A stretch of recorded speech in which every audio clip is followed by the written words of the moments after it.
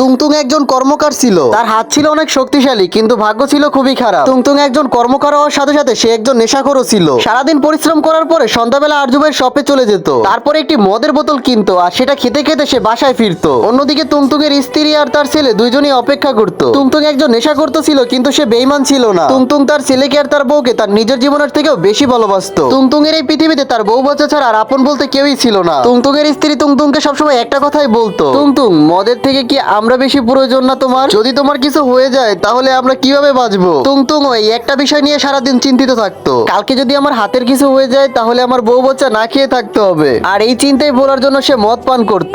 একদিন তুংতুং কাজ শেষ করে সে মদ খেতে খেতে বাসায় ফিরতেছিল, আর তখনই তার অনেক জোরে শিশু পাইতেছিল। তখনই তুংতুং রাস্তার পাশে একটি গাছের পাশে দাঁড়িয়ে সে শিশু করা শুরু করে দেয়। তখনই তার পিছন থেকে একটি আওয়াজ আসা শুরু করে দেয়, সঙ্গে সঙ্গে তুংতুং এর শিশু বন্ধ হয়ে যায়। তুংতুং অনেকটা ভয় পেয়ে যায় আর সে এদিক ওদিক দেখতে থাকে। হুট করে তুংতুং দেখতে পায় তার সামনে একটি কুয়া রয়েছে। তুংতুং মনে মনে ভাবতে থাকে, কেউ আবার এই কুয়ার ভিতরে পড়ে যায় নাই তো? তুংতুং তখন তাড়াতাড়ি করে দৌড়ে সেই কুয়ার পাশে চলে আসে আর নিচের দিকে তাকায়। কুয়াটা অনেক অন্ধকার ছিল, কিন্তু হঠাৎ করে সেটার ভিতরে আলো জ্বলে ওঠে। তুংতুং এর ছেলে অনেকটা বড় হয়ে গেছে আর তার হাতে একটি হাতুড়ি। তুংতুং এর ছেলে কোনো লোহা কেনা, বরং তার বাপের ছবি ভাগার জন্য হাতে একটা হাতুড়ি নিছে আর জোরে চিলে চিলেই বলতেছিল, নেশাখোর একটা, এত তাড়াতাড়ি কেন মরে গেলে, আমার জীবনটারে শেষ করে দিয়ে। তুংতুং এর নেশায় এক পলকে কাইটে গেছে। তুংতুং পরে আবার দেখতে পায় তার স্ত্রী একবারে বুড়ো হয়ে গেছে। অসুখের ঠেলায় সে বিছান থেকেই উঠতে পারে না আর প্রতিটা নিঃশ্বাস শেষে তুংতুং এর নাম নিতেছিল। এটা দেখে তুংতুং অনেক জোরে চিল্লায় বলে, এটা মিথ্যা কথা। তখন এই কুয়া থেকে একটি সাউন্ড ভেসে আসছিল। কুয়া থেকে সাউন্ড আসছিল যে এটা ভবিষ্যৎ না, এটা তোমার বর্তমান। তুমি যদি এরকম চলতে থাকো তাহলে তোমার ভবিষ্যৎ এমন হবে। ওই দিনের পর থেকে তুংতুং আর কখনোই মদ খায় না। কয়েক বছর পার হয়ে গেল, তুংতুং এর ছেলেও অনেকটা বড় হয়ে গেছে।